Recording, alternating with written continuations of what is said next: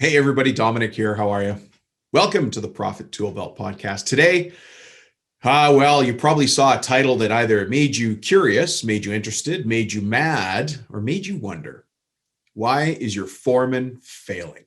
Now, if you're a foreman, you might already be a little ticked off thinking, hey, Rubino, who the heck are you talking about why I'm failing? But I actually think you're going to like where I'm going with this, because the reason the foreman is failing has to do with, you already answered it, right? The reason the foreman is failing has to do with you.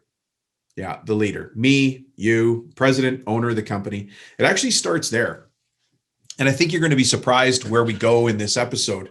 If you have more questions on this, I talk a lot more about this in the book, and you guys already know about the book. So you can get more info there. You can get more info on this podcast. So today's not the only time we're talking about this. The book, by the way, is Construction Millionaire Secrets. The reason your foreman is failing is me. That's what I'm going to say. So, because I want you to internalize that. I have to recognize that there's a problem first. Now, you might have the wrong foreman. The foreman might be doing the wrong things. The foreman might not be running your crew or your shop the way you want them to. But ultimately, who does that come down to? It comes down to me. It comes down to you, right? I'm going to say me a lot in this episode, but I want you to internalize that. I take the responsibility, and it's only when I take the responsibility for the things that happen around me that I can change them. If I blame everybody else, if I defer, if I say, oh, it's that guy, it's because of him, this is happening, then I don't have any control. I don't have any control over that situation. So you'll recall that a couple times before on this podcast here on Profit Tool Belt and on the other podcast, which is called Cabinet Maker Profit System, we've talked about the power of taking personal responsibility. So let me start there.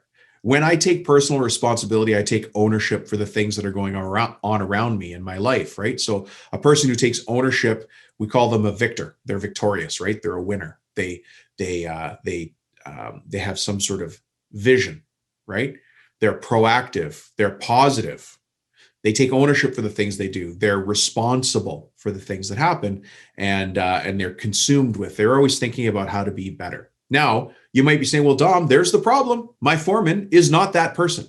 Okay, so you can blame the foreman, or you can say, I made a bad hiring decision because I have to own it. This is my company. Your name might not be on the front. Your name might not be on the checks, depending on what you've named the company, but it's still your company.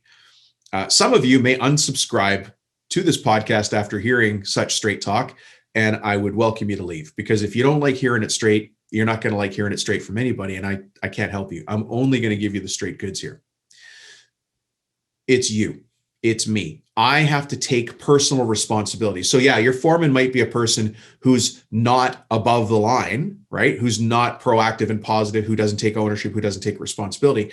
That means that they place blame, they're negative, they make excuses, they're in denial. Well, that's okay, but they're not going to change. So I have to make the change.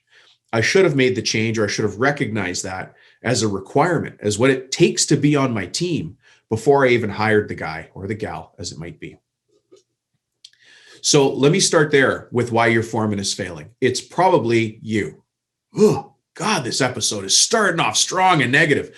But you know where we're going with this, right? I, as the owner, have to take responsibility, and I have to build a team around me of people who take responsibility. So let's dial it back. Let's say you've got the right person, and they are the kind of person who's, neutral. They're positive. They're pretty positive. They kind of take ownership. They're good at taking responsibility. So we got somebody we can work with there. Let's assume that first. They also have the technical skills for doing whatever it is you do: siding, windows, roofing, cabinetry, sheet metal, whatever your trade. They're technically good at that. But then how do I get them helping me as the owner to run this crew, run this business so that it runs the way I want without all the headaches and the stress? And again, you're not going to like what you hear, but I'm going to say it anyways. I want you to have more meetings. Now, I know you're rolling your eyes. You're like, Rubino, you're killing me. I wasn't going to unsubscribe the last time you told me to, but I'm unsubscribing now. Joking, all joking aside, right? I want you to have more meetings. Remember, 2021 is the year of more. You've heard me say that here before, more meetings. But, and you've heard me say this too, I want you to have more, better, shorter meetings. And today we're going to dig into what that meeting looks like. So let's look at a couple different levels of the company. One is you as the owner. Now, in this situation, I'm going to assume that you have a company where you have your own foreman. You might be the foreman in your own crew as you're growing the business, and that's how everybody does it. It's totally common. And then you've got a crew. So let's just say there's three levels. There's you as the owner, there's the foreman, whoever he or she may be, and then there's the crew. The size of the crew doesn't matter. You know, when I was running painting company, I didn't have foremen on every job site. I had a lead painter on every site, and they might have only had one person reporting to them. But I only talked to my lead painter, didn't talk to the second person. Now, I was still learning, and I certainly could have done a better job at being a leader, but I did understand the importance of chain of command. I have to give somebody the authority and the power to make the call and to tell the other person what to do or guide them. Otherwise, I'm going to be the one doing it all the time. So I only had one person I talked to on the job site, and it was always the same person. The others might have been listening, even if we were all standing in the meeting, but I would be talking to Jennifer or Cindy or George or Greg or whoever my lead painter was, right? So talk to them, and then with the group. And if they had any questions, I'll say while I'm off site, because I'm not going to stay at the house while they're painting it. While I'm off site, if you have questions, talk to George or talk to Jennifer. This is the lead painter. And yeah, they got a couple more pennies an hour to be the lead painter. They got to put that on their resume that they were the lead painter. Great. But I have one person that I can go to. So when I come back to the job site and something's done or not done, or I have questions, or the homeowner has questions, who do they go to? They go to the one person, right? So it's important to have that single person chain of command. So if you've got a foreman right now, let me ask, are you undermining their authority by going around them to get to talk to somebody else, right? So if you're doing, let's say you do paving stones on driveways, you're, a hardscaping contractor. Are you going to your foreman or your lead person, or are you going and talking to the person who's actually, doing the work and maybe, compacting the soil and the road base you're putting down? You can't do that, right? Because you're undermining the leader's authority, the authority you gave them. So you got to talk to that one person, and I want you to talk to them more. I want you to talk to them shorter, so not as long of a meeting, and I want you to talk to them more often. And as I said before, 2021 is the year of more, but like I said, more, better, shorter meetings. So we've got one level, which is you as the owner to the foreman or your lead person, your charge hand, your lead hand, whatever you call them, right? And then you've got the crew. Well, the next meeting that you're going to want to have or make sure happens is from your foreman to the crew. And the actual agenda, if I can say that, the agenda for both meetings is exactly the same. And this is where the power of systems, of simple systems comes in. Again, if you want to know more about simple systems like this, please get the book. It's called Construction Millionaire Secrets. Right now it's free. You just go to constructionmillionairesecrets.com and it just asks you for your mailing information, and it's free. The reason it's free, by the way, is because Mr. Rubino, Dominic here, not really good at chasing the details down. And I had to buy a couple hundred copies from the publisher of my own book. Yeah, that's just so I could tell my mom I wrote a book, really. But anyways, now I've got a bunch of copies here in the office over there. And until we're through them, we're going to make it free just so I can get rid of them. And they are, and then you just pay for shipping. You can get them on Amazon as well, but you might as well get it from me for free. So it's actually doing really well on Amazon. I've got 4 reviews, and none of those people are family, by the way. So that's kind of good. Anyways, back to the point at hand. So you've got the meetings that you have with yourself to the foreman, and then from the foreman to the crew. By the way, I'm using my hands a lot in this. I'm gesturing. I'm Italian. I'm going to do that, right? Hands are part of the conversation. If you're listening to the podcast, you have no idea what I'm talking about. But I want to let you know this is also on YouTube, because there's a YouTube channel, so you can watch it there. And if you do, you're seeing me gesture. Foreman and crew, you to the foreman. It's just layers in the company. Those layers are important because it allows you as the owner to build yourself some time, to build yourself some space. And for those of you who find yourself saying, Dom, I just don't have the time. I'm scattered. I'm frazzled. I'm pulled in 100 directions at a time. Then this is part of the answer. I want you to have more, better, shorter meetings. Okay. So here's my suggestion. You're going to be able to make some changes to this as you need to, depending on the crew, depending on where your work site is, your job sites, depending on what you're doing. You know, it's a little different if you've got a shop, a machine shop, a sheet metal shop, a cabinetry shop. If you've got a dispatched crew, you're sending out people in HVAC vans, or you've got a crew of plumbers, or you got one crew of roofers, everything's a little bit different. So take what I'm saying here and apply your own situation to it. If you want to talk to me about it, reach out to me and we'll talk about your specific situation. Always happy to do that. Just reach out to me through the podcast. So here's what I want you to do. Right now, the meeting that you have with your foreman is probably not enough. So I'm going to challenge you with the question: are you meeting your foreman regularly enough? And so regularly enough is at least twice a week for about 30 minutes each time. And that's the formal meeting time. You can have conversations with your foreman more often than that, but you want to be talking to them at least twice a week. So let's say Mondays and Thursdays, right? Definitely on Mondays. And then don't do it like Monday, Tuesday. You want to have it towards the end of the week. So you can do it Monday, Friday, Monday, Thursday, something like that. The meeting's only half an hour long. That's it. You don't need to take the entire half hour, but it can't go over a half an hour either. You are a busy person. The foreman is a busy person. They got other stuff to do because they're getting their marching orders from you or me. And you have other things to do. You've got to go find new work. You've got to do payroll. You've got to check hours. You've got to order inventory. You have to check the bills that came in on inventory you already ordered. You're running the company, right? And that loops back to things that we've talked about here on the show, which is your revenue responsibility per hour. So whatever the total sales are of the company over the year divided by the hours you're working, that's what you're responsible for when you take on the hat of the business owner. So you got to push this stuff down to the other people who can do what they do.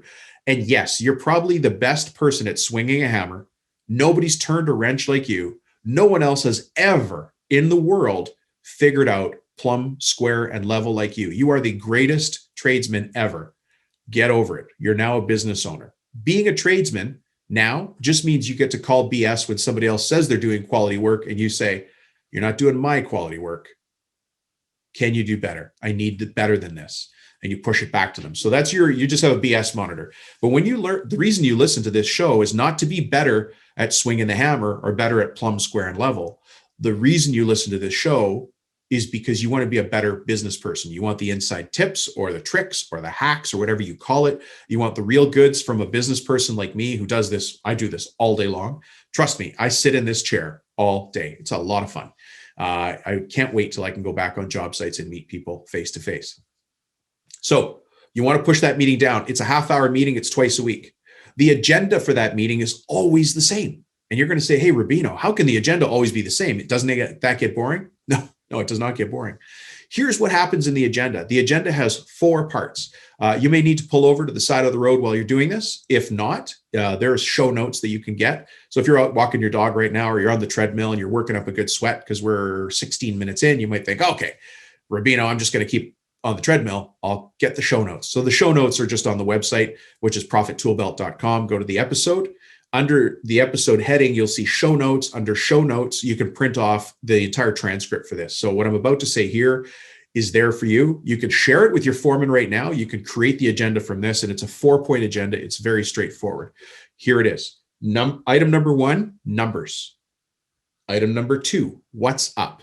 So what's going on? Underneath what's up is update. Okay, so that's still number 2.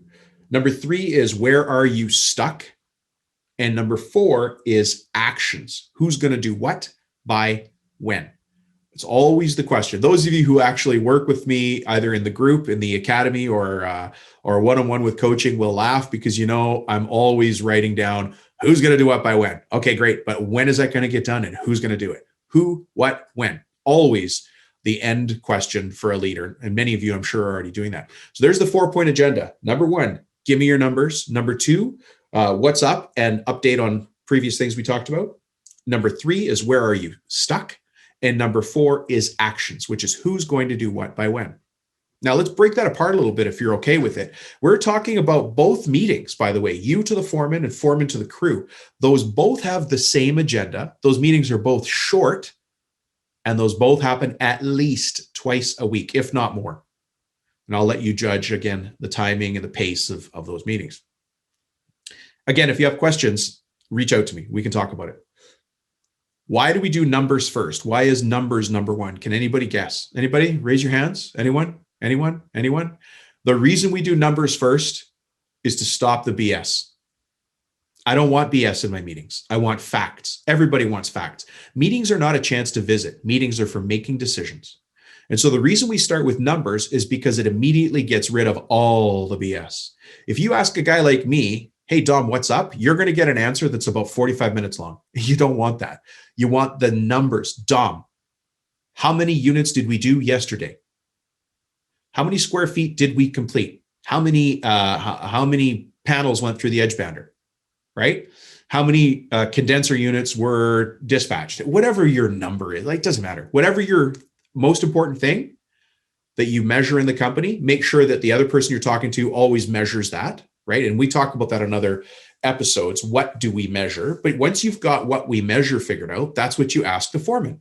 Hey, foreman or foreman lady, numbers, please. And so they'll go through their numbers. And all I want is the numbers. Boom, boom, boom, boom, boom. Maybe there's 3 or 4 numbers they have to report. Great. Based on those numbers, you're already going to know, is that number high? Is it low? Is it as expected, right? Whatever the number is. Great. So that's that part of the meeting. Part number 1 is done. And by the way, part number 1, I talked about part number 1 longer than part number 1 takes. It takes 10 seconds, nothing. Then we go to part number 2 of the agenda. The agenda is always the same. We always talk second about what's up and give me an update on what your actions were last time. So now your foreman's going to say, hey, you know what's up? Bob wasn't able to make it into work today. His wife was ill, so he had to stay home and get the kids to school, but he's going to be in by noon. Great. That's one of the things that's up. I'm going to go back to the foreman. I'm going to say, hey, but listen, last time we talked, I asked you to look into the problem we have with dispatch. Some of the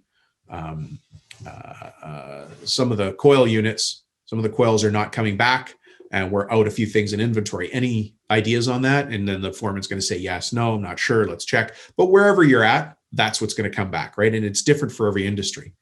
So you want to make sure you follow up on open items from before. You can't ask a question and then not follow up with it. So for you, I would suggest having a book, pen and paper, a bound book. You know what I mean? Like a book with a spine that you take notes in. Don't rely on Post-it notes. And don't rely on a yellow flip pad. That's not going to do it. You're a professional. Go get yourself a book. It's $1 at the dollar store. Okay. So item number 1 is numbers. Item number 2 is what's up and an update on open items. Number 3 is where stuck. So I'm going to say, hey, foreman guy or foreman lady, where are you stuck? And your foreman's going to say, you forgot to order propane. And so now the forklift isn't running. And I'll say, thank you. You're right. Here's what I'll do. And then I go get whatever needs, so wherever the foreman is stuck, they're going to tell you, or they're going to say something like, Bob has been staying home, taking care of his wife for 2 weeks now, and we need him. We're shorthanded and I don't know what to do. So now we have a discussion that moves us to the next point, which is actions. Number 4, what are the actions? Who is going to do what by when? So I might say to Bob, okay, Bob, what I'm going to do is I'm going to reach out, or the foreman is the foreman. Bob is the guy who's staying home because his wife is sick. I will say to my foreman, okay, I'll call Bob by noon and I'll find out what's going on and I'll give you a heads up as soon as I can, right?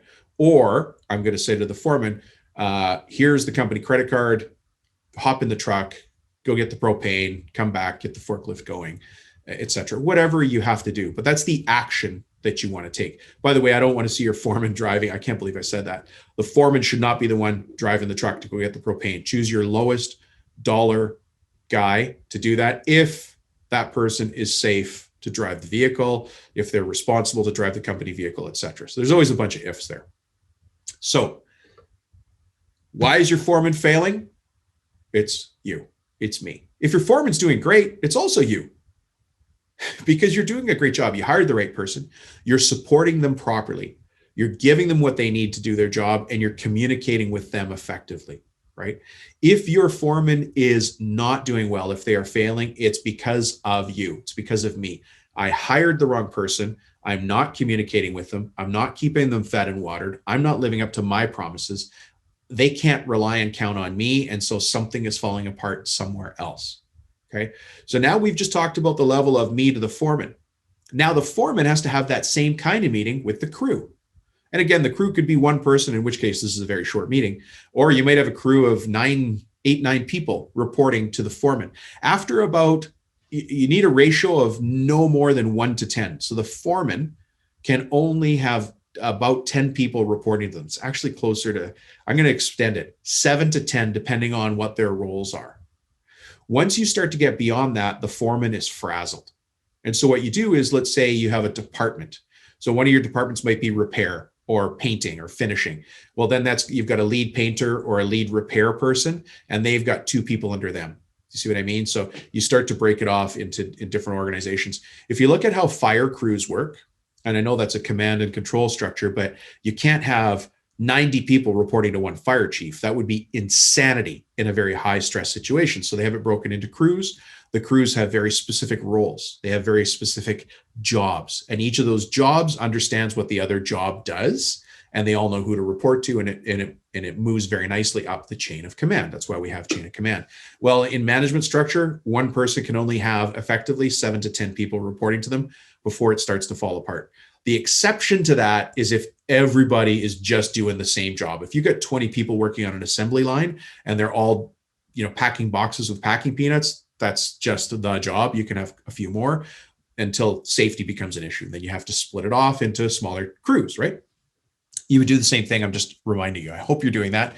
And you might recognize that in some cases, those of you listening might now go, maybe my foreman has too many people reporting to them. Maybe we need to break the work units apart so less people are directly reporting to the foreman, and those sub leaders have others they're reporting to, because the foreman's going to do the same thing I just asked you to. The foreman is only going to talk directly to the people on the floor who they are managing or who are leading another crew. They're not, if you've got a painting department and you've got an apprentice painter who's on the organizational chart, if you think about it, they're a newer person, right? So they're lower on the totem pole, as they say. So the foreman is going to talk to the painting lead. He's not going to talk to the apprentice painter. If he's got an issue, needs to go to the lead so the lead can talk to the apprentice. Now the foreman is now developing people in the company, and that person now needs to go and develop the apprentice. It's just that's how it needs to work. Otherwise, the foreman is undercutting their painting lead, right? And it's the same if you're installing fence lines. You've got apprentices and you've got a crew lead. You talk to the crew lead, not the apprentices. That's the chain of command, right? It doesn't matter what the trade is. You want to make sure you're talking at the highest level inside your company to get something done safely, effectively, on time, but you don't want to undercut their authority by going around them. That's what you're in danger of doing. The agenda for the crew meeting is pretty much the same. We can get a little fancier with it, but for the purposes of today, it's pretty much the same as what we're talking about. The foreman's going to start with numbers. How much got produced yesterday? How much are we producing today? And those numbers, I'm going to turn to Jack and I'm going to say, Jack, what are your numbers? And Jack's going to say 7 and 12. Well, everybody knows, because there should be a whiteboard or some sort of electronic sheet. We know when Jack says 7 and 12, that those are the categories of 7 units yesterday and 12 expected today, or 7 cabinet carcasses today and 12 cabinet carcasses, yesterday and today. Whatever you're measuring, you have it on a whiteboard. And we talk about that a lot on this podcast. If you haven't heard those episodes, it will come up again. Otherwise, go back and listen to some of the other episodes that we have in the series. So you start with numbers, then what's up and update. So now we're going to say, hey, everybody, what's up in the company? And the foreman's going to go around to each person and say, what's up, Jack? What's up, George? What's up, Cindy? What's up, Jennifer? And everybody's going to say very quickly, what's up? Now, maybe Jennifer had an action item that we gave her last time. And I'll say, Jennifer, where are we on that safety video that you were going to present to us next week? And Jennifer will say, I found a great video. It's on YouTube. I just want to make sure we can show it in the break room, or I want to have a time when we're all together in the office to show it. Great. Thanks, Jennifer. Let's talk right after this meeting to arrange that. So you want to deal with issues right there at the meeting. That's what the foreman needs to do. so that we've got numbers already done. What's up and updates is number 2. Where are you stuck? I'm going to go around the crew again as they're standing up for this meeting. I'm going to say, Jack, George, Jenny, Cindy, where are you stuck? Jennifer might say, you know where I'm stuck is we don't have internet access on the job site, so we can't show the YouTube video. Okay, good point. Let's deal with that right away. So there's her stuck, right? She's going to bring it up in the meeting. And then confirm actions. So who's going to do what by when? If I keep following that same example, myself and Jennifer are going to talk about how to get to a place for the whole crew to have the safety meeting where we have internet access. It might be in the parking lot of a Dunkin' Donuts. I don't know where it is, but it's going to be somewhere, and we're going to get somebody's Wi-Fi. All right, folks, listen, I hope you enjoyed that. If you've got more questions, reach out to me. Get the book. Think about joining the academy. Maybe it's time for you to join a bunch of other, all the other people listening to this have the same opportunity that you do. Get more involved. You can join the Facebook group, which is called Contractor Strategy Group. You can get the book, which is free right now. It's called Construction Millionaire Secrets. You can go to constructionmillionairesecrets.com. If you think you might want to, you can coach with me personally. Just send me a text message. My cell number is 604-837-8361. And just say, Dom, let's talk. If you think you might want to join the Academy, which is our group coaching program, send me a text message. Same number, 604-837-8361, and say Academy. And then I'll know that you're interested in that. And interested just means you want to know more. Just call me. We'll have a conversation. I'm the same guy on the phone as I am on the podcast. I'm a little taller on the phone than I am on the podcast, truthfully.